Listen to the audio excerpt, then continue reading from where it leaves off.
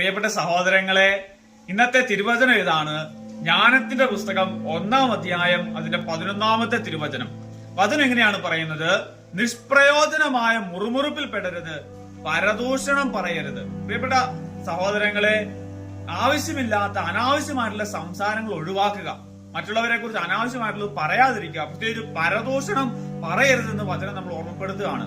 വിശുദ്ധ പാദ്രേ പിയോ ഈ പരദൂഷണം പറയുന്നതിനെ കുറിച്ച് ഇങ്ങനെയാണ് പറയുന്നത്: നിങ്ങൾ ഒരാളെ കുറിച്ച് പരദൂഷണം പറയുമ്പോൾ നിങ്ങൾ ആ വ്യക്തിയെ നിങ്ങളുടെ ഹൃദയത്തിൽ നിന്ന് പുറത്താക്കുവാണ്.